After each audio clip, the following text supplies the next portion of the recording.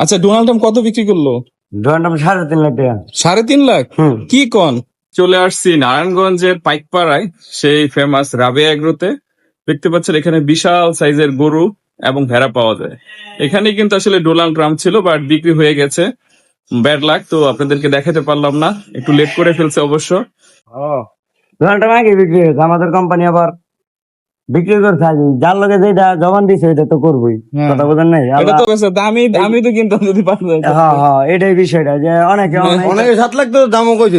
অনেকে আইতাছে, ওই যে আপনি বললেন অনেকে বলছে যে ওখানে তো 10 লাখ টাকা চাইলেও নিবো গা, ঠিক আছে মানলাম 10 লাখ চাইলেও নিবো, কিন্তু আমাদের কোম্পানি তো ওইটা চাই নাই। চাইছে কি যে না বেচছি তো বেচছি, একটা নামের কারণে দেখা জনতার ভিড়, সেটাই, ওইটা তো বিষয় না, ওটা ভাইরাল হয়ে গেছে আর কি। ওইটা ভাইরাল হয়ে গেছে।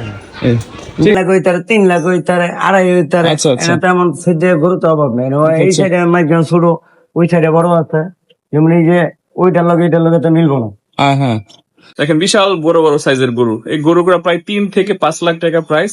আমার দেখে খুব ভালো লাগছে, কিন্তু এখন অনেকদিন বাকি, তো একটু ওয়েট করব এবং দেন কিনবো আর কি। দেখেন এই যে আমার সামনে একটা আছে, এই যেটা 3 লাখ টাকার মতো প্রাইস।